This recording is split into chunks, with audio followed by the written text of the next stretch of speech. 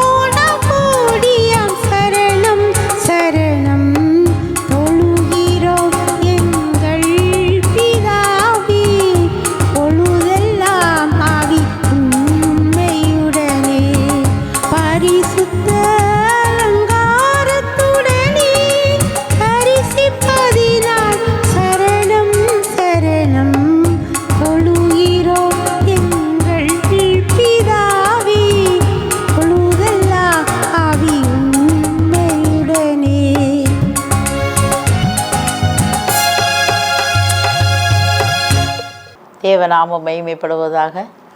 தேவநாமத்துக்கு ஸ்தோத்திரம். இந்த நாளிலும் கர்த்தர் நாமம் மகிமைப்படட்டும். கர்த்தர் நல்லவர். கர்த்தர் ரொம்ப ரொம்ப நல்லவர். உங்களையும் என்னையும் அளவு கடந்து சிநேகிக்கிறார்.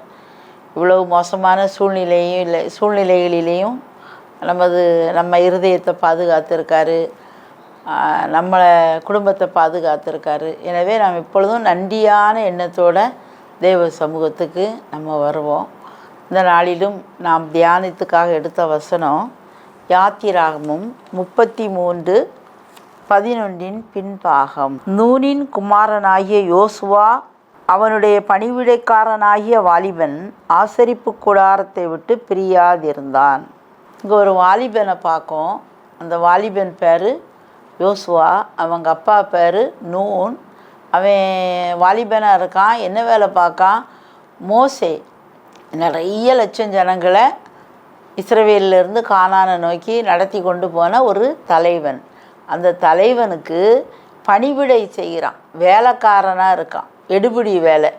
அதை எடுத்துகிட்டு வா, இதை எடுத்துகிட்டு வா, அதை பாரு, இதை பாரு, இந்த சாப்பாட்டை கொண்டா, இதை அங்கே கொண்டு போய், இதை அவங்ககிட்ட போய் சொல்லு அப்படின்னா ஒரு வேலைக்காரனாக இருக்கான். மோசே எப்படி இருக்கார்? 11:33-18 பார்க்கும் அப்படின்னா 11 முன்பாகத்தில், ஒருவன் தன் சிநேகிதனோட பேசுவது போல கர்த்தர் மோசையோடே முகமுகமாய் பேசினார். இவன் பணிவிட பார்த்துக்கிட்டு இருக்கான். அங்கே பார்த்தா ஆண்டவருடைய சத்தம் இருக்கு. கர்த்தர் சொல்லுதான் முகமுகமாக. யாரும் ஆண்டவரை முகமுகமாக பார்த்ததில்லை, பார்த்து பிழைக்க முடியாது. ஆனால் அந்த மோசேகிட்ட கர்த்தர் அவ்வளோ அழகாக பேசுதார், முகமுகமாக பேசுதான். இதை அவன் பார்த்து வாழுதான். அப்போ ஏன்னா மோசே அங்கே உள்ளேருந்து வெளியே வரும்போது மோசே முகம் என்ன செய்யுமா? அப்படியே கமகமானு நறுமணம். தேவ பிரசன்னத்தில் வரும்போது ஒரு மனம் வரும், முகம் அழகு பெறும். இந்த முகத்தை பார்த்திங்கன்னா யாராலையும் பார்க்கவே முடியாதான். பார்த்துக்கிடுங்க எப்படி இருக்கும் அந்த முகம், அப்படி ஷைனிங்காக இருக்கும். அப்போ என்ன செய்ய முடியாது? முகத்தை இவங்க முகத்தை வந்து பார்க்க முடியாது. அப்போ என்ன செய்வாங்க? ஒரு கர்ச்சீஃபை வச்சு முகத்தில் மூடிக்கிடுவாங்க. மூடினா தான் அந்த முகத்தை பார்க்க முடியும். கூசும். சூரியனை நம்மால் பார்க்கறதுக்கு கஷ்டமாக இருக்கு இல்லையா? பார்க்கலாம், ஆனால் ரொம்ப கஷ்டம். கண் அப்படி தண்ணியாக வரும், உத்து பார்க்க முடியாது. அதுபோல் மோசே முகம் அவ்வளோ அழகாக பிரகாசிச்சு. ஏன் பிரகாசிச்சது? 40 நாள் இவன் மேலே போகிறான். அங்கே போய் ஆண்டவரோடு பேசிக்கிட்டே இருக்கான். இந்த பணிவிடக்காரனாகிய பணிவிட செய்தவனையும் கூட்டிகிட்டு போயிருக்கணும். மோசே கூட்டிகிட்டு போகிறான். அப்போ பார்க்கான் கர்த்தரோடு சஞ்சரிக்கிறதுனால அவர் முகம் பிரகாசித்ததை. நானும் கர்த்தரோடு சஞ்சரிக்கணும்னு ஆசை. அதை தான் நம்ம இந்த இடத்துல நம்ம பார்க்கோம். அந்த மோசே அவன் என்ன செய்கிறான்? ஆசரிப்பு கூடாரத்தை விட்டு பிரியாதிருந்தான். தேவ பிரசன்னத்தை விட்டு அந்த வாலிபனாகிய மோசே பிரியலையாம். இன்றைக்கி இந்த பாயிண்ட் எனக்கு ரொம்ப பிடிச்சிருந்தது. பின்னால் நம்ம பார்த்தோம் அப்படின்னா யோசுவா புஸ்தகத்துக்கு நம்மலாம் வந்தோம் அப்படின்னா அந்த மோசேயுடைய வேலைகள் எல்லாத்தையும் இன்னும் சிறப்பாகவே செய்தான். செங்கடலை மோசே கோலை கொண்டு போய் நீட்டுதார். இவன் அப்படி இல்லை. அவங்க ஆசாரியர்களுக்கு யோர்தான் முன்னால் வந்து நிற்கி கரை புரண்டு ஓடுது பெரிய நதி. அந்த நதியை எப்படி இவனுக்கு என்ன செய்ய முடியலை? உள்ளே ஊடுருவி போகணும், தண்ணி அப்படி வருது. குட்டி குட்டி பிள்ளைகள் எல்லாத்தையும் தூக்கிக்கிட்டு போகணும், என்ன செய்யணும்னு தெரியலை. இவனுக்கு ஒரு அனுபவம், ஒரு பெரிய கடலை கடவுள் பிளந்தாரேன்னு சொல்லி இவன் ஆசரிப்பு கூடாரத்தை விட்டு பிரியலை. தேவ பிரசன்னத்தில் இருக்கான். சொல்லுதான் ஜனங்களை போய் நில்லுங்க, உங்கள் கால் பட்ட உடனே அது குவியலாக குவியுங்க. அப்படியே குவியதை நம்ம பார்க்கோம். இன்னைக்கு எல்லாத்துக்கும் நம்மளுக்கு ரொம்ப ஆசையாக இருக்குல்ல, நம்ம பேர் புகழ்ச்சியாக இருக்கணும், எல்லாம் நம்ம நல்லா சிறப்பாக இருக்கணும், எல்லாத்துலேயும் நல்லா இருக்கணும்னு நம்ம நினைக்கிறதுல தப்பு இல்லை. எல்லாத்துக்கும் சக்ஸஸ் வெற்றி எங்கே இருக்குது? நமக்கும் தேவனுக்கும் இடையே உள்ள ஒரு ஐக்கியம். நேசம் நேரம் எடுக்கும். நம்ம சும்மா ஒன்றும் இங்கே மேடையில் வந்தோம், பேசினோம், எடுத்தோம், கவிழ்த்தோம், போனோம், கையை ஆட்டினோம், காலை ஆட்டினோம், முடிஞ்சுது? இல்லவே இல்லை. தேவ பிரசன்னத்திலிருந்து வெளியே வருகிற காரியம்தான் உங்களையும் என்னையும் பிரகாசிப்பிக்க பண்ணும். யோசுவா என்னும் வாலிபன் ஆசரிப்பு கூடாரத்தை விட்டு பிரியாதிருந்தான். அவன் பணிவிடைக்காரன். மோசேக்கும் பணிவிடை செய்யணும். மோசே எங்கே தான் இருப்பார்? ஜனங்கள்கிட்ட கொஞ்ச நேரம்தான், மற்ற நேரம்லாம் எங்கே தான்? தேவ பிரசன்னம் தான். அவன் கூட சேர்ந்து மோசே கூட சேர்ந்து இந்த ஆளும் தேவ பிரசன்னத்துக்குள்ளே நுழைஞ்சிட்டான். கர்த்தர் ஒரு புது தலைவனை உருவாக்குதார். எந்த இடத்துல அப்படின்னா, அன்றைக்கி நிறைய வாலிப பிள்ளைகள் இதை கேட்கலாம். நான் கர்த்தருக்குன்னு அப்படி பாட்டு பாடணும்னு நினைக்கேன், நான் இப்படி ஊழியங்களை செய்யணும்னு நினைக்கேன், இவ்வளோ பெரிய கூட்டத்தை கூட்டி இது முன்னால் இயேசு நல்லவர்னு உயர்த்தி காட்டணும்னு நினைக்கேன், நான் இப்படி ஆத்துமாக்களெல்லாம் ஆதாயம் பண்ணணும்னு நினைக்கேன், கர்த்தருக்குன்னு தான் நான் வாழணும்னு நினைக்கேன், அப்படி செய்யணுமே இப்படி செய்வேன், எல்லாம் நல்லது. அறை வீட்டில் ஆடினால்தான் அம்பலத்தில் ஆட முடியும். நல்ல ப்ராக்டிஸ். அவங்க வெளியே வந்து பெரிய பெரிய டான்ஸர்லாம் காட்டுதாங்கன்னா அவன் 1000 தடவை கூட அந்த பெர்ஃபார்மன்ஸை பண்ணியிருப்பாங்க. அழகாக பிள்ளைகள் பாடுதாங்க மேடையில் அப்படின்னா practice practice practice practice makes a man perfect அப்படின்னாங்க. எத்தனை தடவை தொண்டெல்லாம் சில அம்மா சொல்லுவாங்க, தொண்டையிலேருந்துலாம் அப்படி அக்கினி புகையாக வந்துடுற மாதிரிலாம் பாடுவாங்களாம். ஆமாம், அவ்வளோ நேரத்தை செலவழித்து மறுபடியும் ப்ராக்டிஸ் பண்ணி ஒவ்வொரு எழுத்து உச்சரிப்பையும் அந்த ராகத்தையும் அந்த அது சொல்லுவாங்கள்ல, சின்னரி பெரியரி, ரீ1 ரீ2 அப்படி மைனர் மேஜர் குட்டி குட்டி நோட்டை கூட அப்படியெல்லாம் பாடி ஸ்ட்ரெயின் பண்ணி அவ்வளோ மைக்ரோவாக அவ்வளோ நுணுக்கமாக பாடி அவ்வளோ அழகாக வராங்க. அது வெளியே மிளிர்கிறது. இன்றைக்கி தேவன் உங்களையும் என்னையும் அழைக்கார், வா தேவ பிரசன்னத்துக்குள்ளே வா. நீ அப்படிலாம் கிடந்து ப்ராக்டிஸ் பண்ணிக்கலாம் கிடக்கணும்னு இல்லை, ஏன் பிரசன்னத்துக்குள்ளே வந்துரு. நான் உன்னைய அவர் மறைவுக்குள்ளே வா. உன்னதமானவரின் மறைவில் இருக்கிறவன் சர்வ வல்லவருடைய நிழலில் தங்குவான். அந்த தங்குத இடத்துக்குள்ளே வா, ஒரு அமைதியான இடத்துக்குள்ளே வா, ஒரு பீஸ்ஃபுல்லான இடத்துக்குள்ளே வா, ஒரு இளைப்பாறுதலின் இடத்துக்குள்ளே வா. மார்த்தாளை போல பற்பல காரியங்களை செஞ்சு உன் இருதயத்தை களங்கப்படுத்திக்கிடாத. மார்த்தா நல்லா தான் செஞ்சா, வகை வகையாக ஆண்டவருக்கு. இப்போ சொல்ல போனால் பாயாசம், பிரியாணி, இன்னும் என்னதெல்லாம் சைட் டிஷ் இப்போ தான் வைக்காங்களே, இலையில் வச்சு காட்டுதாங்க வகை வகையாக செய்யணும்னு இவளுக்கு ரொம்ப ஆசை. அதுதான் செய்தா. ஆனால் முறுமுறுப்பு இல்லாமல் செஞ்சுருக்கணும். தங்கச்சி தேவ பிரசன்னத்தில் ஆண்டவர் பாதத்தில் போய் உட்கார்ந்தாச்சு. ஒன்று இவளும் உட்கார்ந்துருந்தா ஆண்டவர் ஒரு அற்புதமாக அன்றைக்கி ஒரு விருந்தை கொடுத்துருப்பாரு. இல்லை, இவா கொடுக்கத சந்தோஷமாக கொடுத்துருக்கணும். ஆண்டவர் அவளை மெச்சிக்கிடலை. பற்பல காரியங்களை குறித்து கவலைப்பட்டு கலங்குகிறாய், தேவையானது ஒன்றே. இன்றைக்கி உங்களுக்கும் எனக்கும் இந்த உலகம் ஓடிக்கிட்டே இருக்குது. அவன் அழிதான், இவன் அழிதான், அந்த சட்டம் வருது, இந்த சட்டம் வருது, அது அப்படி இது இப்படி. இந்த ஹெர்குலஸ் மாதிரி நம்ம தலையில் தான் உலகம் இருக்க மாதிரி அப்படி இப்படி புலம்பல் அதெல்லாம் விட்டுட்டு தேவ பிரசன்னத்தில் வருவோம். இப்போ இத்தனை சுனாமி வருது, இத்தனை சாவு வருது, ஒரே நாளில் இத்தனை பெரிய பூகம்பங்கள் வருது. ஆயிரக்கணக்கான பேர் செத்து போயிருந்தாங்க. சுனாமிலலாம் லட்சக்கணக்கான பேர் அப்படி கண்மூடி கண் திறக்கிறதுக்குள்ளே போயிட்டாங்க. பரலோக ராஜ்யத்தில் சுனாமிக்கு துக்கம் அனுஷ்டிப்போன்னு நிறுத்தியிருப்பாங்களா? சேனைகளின் கர்த்தர் பரிசுத்தர், சேனைகளின் கர்த்தர் பரிசுத்தர், சேனைகளின் கர்த்தர் பரிசுத்தர், பரிசுத்தர் பரிசுத்தரே, பரிசுத்தரே. அப்படி தான் பாட்டு கேட்டிருக்குமே. அந்த பாட்டை நிப்பாட்டி இருப்பாங்கன்னு நினைக்கோமா?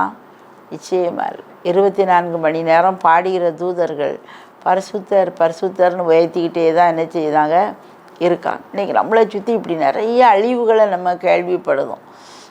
எத்தனையோ அழிவுகள். கடைசி ஆண்டவரே சொல்றார், அக்கிரமம் மிகுதியாவதினால் அன்பு தணிந்து போம், யுத்தங்களின் செய்திகளையும் கேள்விப்படுவீர்கள். எங்கே பார்த்தாலும் பஞ்சங்கள், பூமி அதிர்ச்சி, சண்டை தான் இன்றைக்கி வந்துடும், நாளைக்கு வந்துடும், என்ன செய்யனே தெரியல. அது மாதிரி இருள் பூமியையும் காரிருள் ஜனங்களையும் மூடிக்கொண்டு இருக்குது.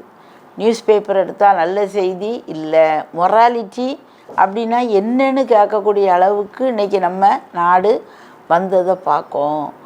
இதெல்லாம் நம்ம பார்க்கும்போது நம்ம கொஞ்சம் வருத்தமாக இருக்கா இல்லையா? வருத்தமாக தான் இருக்குது. நம்ம என்ன செய்யணும்? அதை நம்ம மண்டையில் போட்டு நம்ம உடைக்கிறதுனால ஒன்றும் இல்லை. நம்ம அதான் தேவ சமூகத்துக்குள்ளே வந்து தேவ பிரசன்னத்தில் நிறைஞ்சி, ஆண்டவரே இப்படிலாம் காரியங்கள் இருக்குது. அவர் சொல்கிறார், ஆமாம் நான் எழுதி வச்சுருக்கேன்ல அதெல்லாம் நடக்கும்னு. எங்கள் ஜனங்கள்லாம் அழிந்து கொண்டு இருக்காங்கப்பா, நாங்கள் இறக்கம் செய்யுங்க, இதெல்லாம் எங்களுக்கு மாற்றி போடுங்க, எங்களுக்கு சமாதானத்தோடு வாழ கிருபை தாங்க, நாட்டில் சந்தோஷத்தை தாங்க, தலைவர்கள் நமக்கு பிரியமானவர்களாக இந்த நாட்டை ஆள பலன் தாங்க அப்படின்னு அவர் மேலே பாரத்தை போட்டுட்டு நம்ம எப்படி தான் இருக்கணும்? நிம்மதியாக இருக்கணும். வரைக்கும் நிம்மதியாக என்ன செய்யணும்? இருக்கணும். அலசடியே படக்கூடாது. என்ன வந்தாலும் எது வந்தாலும் கர்த்தர் நல்லவர் அப்படின்னு சொல்லி என்ன செய்யணுமா பண்ணிக்கிட்டே இருக்கணும். ஏன்னா இந்த ஒரு இதில் நான் கேட்டேன், ஒரு ஐயா இருப்பார், வயதான ஒரு மனிதர், கப்பல் பயணம் போய்கிட்டு இருக்காரு. இளைய மகளை பார்க்கணும் அப்படின்னு சொல்லி வெளிநாட்டுக்கு போய்கிட்டு இருக்கார். அவர் போன கப்பல் திடீர்னு சொல்லி ஆட்டம் காண ஆரம்பிச்சு அப்படி எல்லாம் மோதுது. எல்லாரும் கூப்பாடு போடவும் அலறவும் ஆணு எப்படி இருக்கும், தண்ணி அப்படி அள்ளி உள்ளே கொட்டுது. ரொம்ப கஷ்டப்பட்டுக்கிட்டு இருக்காங்க. அந்த நேரத்தில் இவர் மட்டும் ரொம்ப பீஸ்ஃபுல்லாக அமைதியாக அப்படியே ஹம் பண்ணி அப்படியே பாடிக்கிட்டே இருக்கார். உடனே எல்லாரும் வந்து கேட்காங்க, இந்த கேப்டன்லாம் அங்கே என்னடா எல்லோரும் அவங்க கடவுளை கும்பிடுதாங்க, ரெஸ்ட்லெஸ்ஸாக இருக்காங்க. இவர் ரொம்ப அமைதியாக இருக்கார். அப்போ என்ன ஐயா அப்படின்னு கேட்டோன்னே, எனக்கு 2 பொம்பளை பிள்ளைகள் தான், மூத்த பிள்ளை இறந்துட்டா, ஆண்டவரோடு இருக்கா, இளைய பிள்ளையை தான் பார்க்க போய்கிட்டு இருக்கேன். கப்பல் முங்கிடுது அப்படின்னா மூத்த பிள்ளையை போய் பார்த்துருவேன், தெய்வ சமூகத்தில் போய். கப்பல் போய் சேர்ந்தா இளைய பிள்ளையை போய் பார்க்க போகிறேன். எப்படியோ ஒரு பிள்ளையை போய் பார்த்துடலாம்ல, அதனால் நான் ஒன்றும் பயப்படலை அப்படின்னாராம். இது ஒரு பெரிய ஒரு இம்ப்ரெஷனாக இருக்குல்ல. நம்ம நினைக்கும் உயிருக்கு நம்மளுக்கு ஆசை இருக்குதான். ஆனால் நான் என்ன சொல்லுதேன், தேவ சமூகத்தில் நம்ம இருக்கும்போது நமக்கு இந்த பதஷ்டங்கள் ஒரு நாளும் வராது. குடும்பத்தில் கொப்பளிக்கலாம், சில காரியங்கள் நடக்கவே நடக்காத மாதிரி இருக்கலாம், பிசாசின் போராட்டங்கள் தலையெடுத்து ஆடலாம், உங்களை குறித்து அவதூறு பரப்பி கொண்டு இருக்கலாம், நோயின் அகோரம் எங்கேயோ போய்கிட்டு இருக்கலாம். எதுக்கும் நம்ம கவலைப்படக்கூடாது. அப்பா நம்ம கூட இருக்கார், நம்மளை நிச்சயமாக கைவிட மாட்டார். கர்த்தருக்கு காத்திருக்கிறவர்களோ புது பலன் அடைந்து கழுகுகளைப் போல செட்டைகளை அடித்து கிளம்புவார். நம்ம கர்த்தருடைய சமூகத்தில் உட்கார ஆரம்பிச்சிட்டோம்னா நம்மளுக்கு என்னது வரும், புது பலன். ஆசரிப்பு கூடாரத்தை விட்டு பிரியக்கூடாது. நம்ம என்ன செய்தோம், இந்த கடவுளுக்கு கண் இல்லைல்ல, நான் இவரை இவ்வளோ தூரம் சேவிச்சேன்ல, எனக்கு இது இவ்வளோ தூரம் வெக்கப்படுத்த மாதிரி வந்து கேட்பாங்க, நீ இப்படி ஊழியம் செய்திய, உன் காரியம் இப்படி இருக்கேன்னு சொல்லலாம். நீ கடவுள்னு சொல்லுதிய, நாங்கள்லாம் சும்மா இருக்கோம், நல்லா இருக்கோமே. உங்கள்கிட்ட வந்து கேட்பாங்க, அவங்களாம் நல்லா இருக்காங்களே, நீங்கள் இவ்வளோ கடவுளை தேடுது, உங்களுக்கு இப்படி இருக்க. இல்லைப்பா, கர்த்தர் என்னோட இருக்கார், முடிவை பாரு, ஆரம்பத்தில் உள்ளதெல்லாம் பார்க்காத. இன்றைக்கி உண்மையில் தான், இன்றைக்கி அது பிரச்சனையாக தான் இருக்குது. அந்த பிரச்சனையை அவர் சமூகத்தில் நான் சொல்லியாச்சு, அவர் எட்ட நேரம் எனக்கு தீர்த்து தருவார், நிச்சயமாக நான் நல்லா இருப்பேன். இது சொல்லி பாருங்கள், இப்படி இருந்து பாருங்கள், அந்த பிரச்சனைலாம் துண்டை காணும் துணியை காணும்னு நிச்சயமாக மாறும். அடித்து சொல்லுவேன், நிச்சயமாக மாறும். தேவனிடத்தில் சேருகிறவன் அவர் உண்டென்றும் தம்மை தேடுகிறவர்களுக்கு பலன் அளிக்கிறவர் என்றும் விசுவாசிக்க வேண்டும். விசுவாசம் பரமபிதா பார்த்துக்கிடுவார், அவர் நல்லவர் தான், நல்லது. சிலர் ஐயோ எனக்கு தீமையும் தருவார், நிச்சயமாக தீமையை அனுமதிக்க மாட்டார். நன்மையான எந்த ஈவும் பூரணமான எந்த வரமும் பரத்திலிருந்து உண்டாகி ஜோதிகளின் பிதாவிண்டத்திலிருந்து இறங்கி வருகிறது. அவரிடத்தில் யாதொரு மாறுதலும் யாதொரு வேற்றுமை நிழலும் இல்லை. யாக்கோபு 1:17 நம்ம பார்க்கோம். நன்மையான எந்த what ever it may be, எந்த நன்மையாக இருந்தாலும் எல்லா நன்மையும் அவர்கிட்ட வருது, எல்லா தீமையும் பிசாசிட்ட இருந்து வருது. 2 தான். அவர் தீமையெல்லாம் அனுமதிக்க மாட்டார். பிசாசு தீமையை நம்ம வாழ்க்கையில் போட்டால் அந்த தீமையையும் நன்மையாக என்ன செஞ்சிருவார், மாற்றி விட்டுருவார். பெரிய படிக்கல்ல தூக்கி தடைக்கல்லாம் போட்டால் அதை வடக்கெல்லாம் மாற்றுவார். இது எப்படி மிதித்து நம்ம இன்னும் அவரண்ட இன்னும் கொஞ்சம் நெருங்குறதுக்கு அந்த கல்லை மிதிச்சே நம்ம மேலே போயிடுவோம், கல்லை கீழே போடுவோம். கொந்தளித்திடும் அலைகளையும் கால் மிதித்திடும் கர்த்தனவர் அடங்கிடுமே அதட்டிடவே அக்கறை நாமும் சேர்ந்திடவே நிகரே இல்லாத சர்வேசா திகழும் ஒளி பிரகாசா. கொந்தளிக்கிற அலையையும் காலை கொண்டு மிதிச்சிருவார், காலுக்கு கீழே நசுக்கிடுவார். சாத்தான சிலுவையில் அவன் தலையை நசுக்கிட்டார், கூழும்பாசியமாக ஆக்கிட்டார், ஜெயத்தை நமக்கு வச்சிருக்கார். அப்போ ஏன் தீமை நடக்கு, அவனுக்கு கொஞ்சம் அந்த வாலில் கொஞ்சம் உயிர் இருக்கும், அரவர உயிர், அதை வச்சுக்கிட்டு கொஞ்சம் பயம் காட்டிக்கிட்டு அப்படி அலைவான். எவனை விழுங்க முடியாது. விழுங்கலாம், யார் இடம் கொடுப்பா, அவனுக்குள்ளே போகலாம். அதெல்லாம் அவனை எதிர்த்து நிற்கும்போது நிச்சயமே ஊக்கப்படுத்த மாட்டார். அடித்து சொல்லுதேன், தீர்க்கமாக சொல்லுதேன், தேவ பிள்ளைகளை வெக்கப்படுத்த மாட்டார். நம்ம வேலை ஆசரிப்பு கூடாரத்தை விட்டு பிரியக்கூடாது. யார் நம்மளை சொல்ல, ஆண்டவரே என்னை இந்த அக்கா அப்படி சொல்லிட்டாங்க, இந்த அண்ணன் சொல்லுதார், நான் நீ இவ்வளோ ஊழியம் செய்து என்னம்மா செய்ய, உன் வாழ்க்கையில் இப்படி இருக்கே அப்படின்னு என்னை சொல்லுதாங்க. நீங்கள் பார்த்துக்கிடுங்க, நீங்கள் அவங்ககிட்ட பேசுங்க, நீங்கள் எனக்கு அந்த இடத்துல ஒரு வெளிச்சத்தை தாங்க, அதில் பிரச்சனை இருக்குது, அந்த பிரச்சனையை தீர்த்து தாங்க. கட்டாயமாக செய்வார். அவனை என்னிடத்தில் வாஞ்சியாக இருக்கிறபடியால் அவனை உயர்ந்த அடைக்கலத்தில் நான் வைப்பேங்கார். வைப்பாரா, வைக்க மாட்டாரா? தேவன் நிச்சயமாக நம்ம உயர்ந்த அடைக்கலத்தில் வைப்பார். அதனால் ஆண்டவர் கையில் நம்ம ஆண்டவர் நம்ம லேசாக நினைக்கக்கூடாது. வாலிபர்கள், இன்றைக்கி வாலிபர்கள் தங்களுடைய இருதயத்தை எப்படி தான் தங்கள் பாதையை சுத்தம் பண்ண முடியும்? கர்த்தருடைய வசனத்தை இருதயத்துக்குள்ளே வைக்கிறதின் மூலமாக தான். தேவ பிரசனத்தில் உட்காந்து சரி ஜோம் பண்ணுவோம், கொஞ்சம் நேரம் ரெஸ்ட் எடுங்க, இளைப்பாறுதல் தருகிற இடம், அங்கே போய் உட்காந்துக்கிட்டு என்ன செய்யணும்? தேவ வார்த்தையை உட்காந்து படிக்கணும். ஒரு 2 பாட்டு பாடுங்க, நல்லா ஸ்தோத்திரம் பண்ணுங்க, நல்லா வாயை திறந்து விண்ணப்பங்கள் பண்ண முடியுமா பண்ணுங்கள். விண்ணப்பம் மட்டுமே ஜெபம் கிடையாது. 24 மணி நேரம் எனக்கு அதை தாரும் இதை. எந்த பிள்ளையா, எந்த அப்பாவாவது அப்படி கேட்க பிள்ளையை விரும்புவாங்களா? எந்த அம்மாவாவது அப்படி கேட்க பிள்ளையை விரும்புவாங்களா? எனக்கு அந்த சுடிதார் வாங்கித்தாங்க, எனக்கு இந்த கலர் ஷர்ட் வாங்கித்தாங்க, எனக்கு இந்த கம்ப்யூட்டர் வாங்கித்தாங்க, இந்த கீபோர்டை வாங்கித்தாங்க, அதை வாங்கித்தாங்க, இதை வாங்கித்தாங்க. 24 மணி நேரமும் வாங்கித்தா தான்னு சொல்லிக்கிட்டு இருக்கோம். நம்ம விரும்ப மாட்டோம். நம்ம பிள்ளைகள்கிட்ட நம்ம என்ன செய்வோம்? அந்த பிள்ளைகள் என்ன செய்யும்? எங்கள் அப்பா எப்போ வருவாங்க, அம்மா எப்போ வருவாங்க, ஏம்மா எங்கிட்ட கொஞ்சம் நேரம் பேசிக்கிட்டு இருங்கம்மா, எங்கிட்ட சந்தோஷமாக இருங்க, எங்கிட்ட நேரத்தை செலவழிங்க, வாங்க நம்ம இதை உட்காந்து சேர்ந்து இருப்போம். அப்படி தான் பிள்ளைகள் விரும்பும். இந்த பிரசன்னத்தை பிள்ளைகள் விரும்பும். அதே போல் தான் நம்மளும் தேவ பிரசன்னத்தை, ஆண்டவருடைய பிரசன்னத்தை நம்ம விரும்பணும்னு வச்சுக்கிடுங்களேன். அதுதான் ஆண்டவருடைய அன்பு நம்ம மேலே பாய ஆரம்பிச்சிடும். அவருடைய அந்த ரேடியன்ட் பீம், அந்த மோசேக்கு அன்னைக்கு அப்படி தானே இருந்தது. 40 நாள் இரவும் பகலும் சாப்பிடாமல் ஆண்டவரோட போய் உட்காந்து பேசிக்கிட்டு இருந்தான்.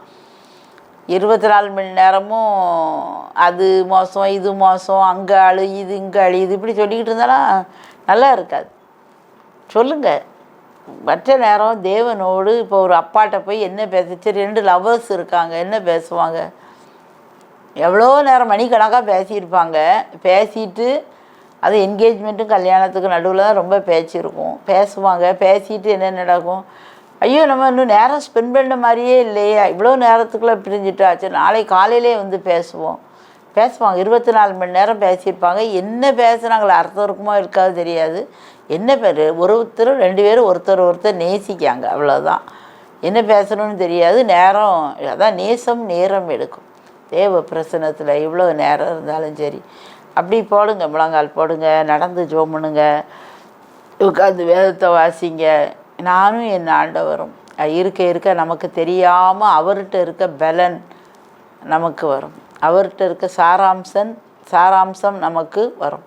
நம்ம முகத்துலேயும் துணியை போட்டு மூடுத மாதிரி நம்ம முகத்துக்கும் பிரகாசம் வரும். நம்ம பக்கத்திலே நிற்க முடியலைங்க வார்த்தைகள்லாம் வரும். இது எப்படி நடந்தது, நீ இது எந்த முயற்சி பண்ணினியோ? இல்லை, ஒன்றுமே முயற்சி பண்ணலை. இப்போ யார் பண்ணார்? ரகசிய செயல் நம்ம கூடாரத்து மேலே இருக்க ஆரம்பித்து விடும். ஒருவனும் முன்னே எதிர்த்து நிற்பதில்லைங்கார். பூமியில் உன் கூட நான் என்ன செய்வேன்? இருப்பேன். யோசுவா 1வது அதிகாரம் 5வது வசனத்தின் முன்பாகத்தில் என்ன பார்க்கும்? நீ உயிரோடு இருக்கும் நாளெல்லாம் ஒருவனும் உனக்கு முன்பாக எதிர்த்து நிற்பதில்லை. நான் உன்னை விட்டு விலகுவதும் இல்லை, உன்னை கைவிடுவதும் இல்லை. அவர் நம்ம விட்டு விலகவும் மாட்டார், அவர் நம்ம விட்டு கைவிடவும் மாட்டார்.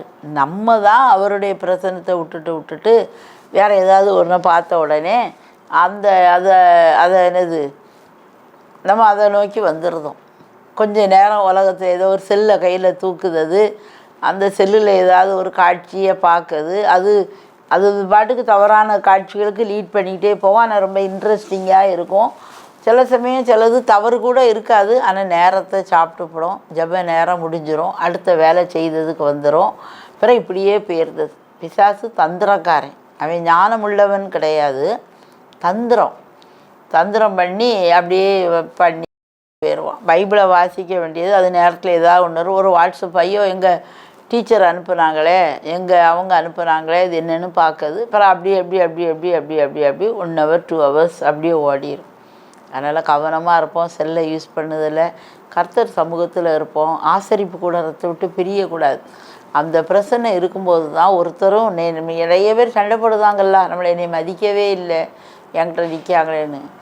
அதுக்கெல்லாம் தேவ பிரசன்னத்தில் இருங்க. ஒருத்தரும் நம்மளை என்ன செய்ய முடியாது, பண்ண முடியாது. அதுக்கப்புறம் பார்க்கும் அந்த 6:27 நம்ம பார்த்தோம் அப்படின்னா, யோசுவா 6:27 யோசுவாவின் கீர்த்தி தேசம் எங்கும் பரம்பிட்டான். அவர் சொல்வார், நான் உன்னை கீர்த்தியாயும் புகழ்ச்சியாயும் வைப்பேன். அவர் எல்லாத்தையும் அப்படி தான் வைக்கார். நம்ம அவர் பிரசன்னத்துக்குள்ளே போகும்போது தான் அந்த இதை நம்மால் உணர முடியும். புரியுதா? அவர் எல்லாத்தையும் ஒரே மாதிரி தான் அன்பு வைக்கார், எல்லாரையும் நேசிக்கார், எல்லாரையும் அரவணைக்கார், எல்லாரும் பண்ணுதார். நம்ம பங்கு ஒன்றும் கிடையாது. நம்ம சும்மா இருக்கணும். எங்கே போய் இருக்கணும்? அவர் சமூகத்தில் போய் சும்மா இருக்கணும். அவர் என்ன சொல்கிறாரோ கேட்கணும், அவ்வளோதான். நான் உன்னோடு இருந்து செய்யும் காரியம் பயங்கரமான காரியத்தை அவர் என்ன செய்வார். எந்த ஜாதிகளிடத்திலும் செய்யப்படாத அதிசயமான காரியத்தை உங்கள் மூலமாக என் மூலமாக செஞ்சிருவார். எப்போ? நம்ம அவர்கிட்ட போய் சும்மா உட்காந்து இளைப்பாரிட்டு இருக்கும்போது. ஆசரிப்பு கூடாரத்தில் கூடாரவாசியாக அன்னைக்கு யாக்கோபு இருந்தான்னு பார்க்கும். குணசாலியும் கூடாரவாசியுமாக இருந்தான். தேவ பிரசன்னத்தில் சஞ்சரிப்பதை காட்டுது. ஏசா வேட்டையில் வல்லவன் காடு முழுவதும் சுற்றினான், ஆசீர்வாதத்தை இழந்து போனான். அல்ல தேவையற்ற சுத்துக்கள், மனுஷர்களை பின்பற்றுறது, இவன் தந்துடுவான், அவன் தந்துடுவான், அவா செஞ்சிருவா, இந்த அம்மாட்ட போனால் நடக்கும், அவங்ககிட்ட போனால், யார்கிட்ட போகிறதுக்கு முந்தையும் முதல்ல ஆசரிப்பு கூடாரத்துக்களை வாங்க. அவர் நம்மளை நடத்துவார். அங்கே கட்டளை இட்டுவார். என் பிள்ளை வருது, இவளுக்கு இந்த சாப்பாட்டை எடுத்து கொடுத்துரு, என் பிள்ளை வருது, அவளுக்கு இந்த வேலையை எடுத்து கொடுத்துரு, என் பிள்ளை வருது, இந்த காரியங்களெல்லாம் முடித்து கொடுத்துருக்கு. அவர் கட்டளை இட்டுருவார். நம்ம போவோம், ரெடிமேடாக எல்லாம் அங்கே இருக்கும். ஐயோ நம்ம ஒன்றுமே செய்யலையே, ஆமாம் ஒன்றும் செய்ய வேண்டாம், நீ சும்மா இரு, நான் நடத்துவேன், என்னைய நம்பு. ரொம்ப easy. Christian life is so easy. நம்ம தேவையில்லாமல் மண்டையை போட்டு அடைச்சி உடைக்க வேண்டாம். அது ஆயிட்டே இது ஆயிட்டே நம்ம நினைக்க வேண்டாம். அந்த யோசுவா 4:14 பார்க்கும், உயிரோடு இருக்கும் அளவும் ஜனங்கள் எல்லாரும் யோசுவாவுக்கு பயந்து இருப்பாங்களாம். நம்ம தெருவில் வந்தோம், நம்ம வெளியே வந்தோம், நம்ம மீடியாவில் வந்தோன்னா நம்மளை குறித்த ஒரு பயம் அவங்களுக்கு ஆண்டவர் கட்டளையிடுவார். எப்போ? தேவ பிரசன்னத்தில் நம்ம இருக்கும்போது. நம்மளுக்கு அதில் தான் நம்ம செய்ய மாட்டோம். அதை தவிர எல்லாம் என்ன செய்ய வேண்டியது. அப்படி நம்ம என்ன செய்யக்கூடாது, இருக்கக்கூடாது. கர்த்தர் சொல்றார். இன்று இந்த யோசுவா 3:7 பார்க்கும், இன்று அவர்கள் கண்களுக்கு முன்பாக உன்னை மேன்மைப்படுத்துவேன். மற்றவங்க கண்களுக்கு முன்பாக அவங்களுக்கு மேலாக நம்மளை என்ன செய்வார், தூக்கிடுவார்.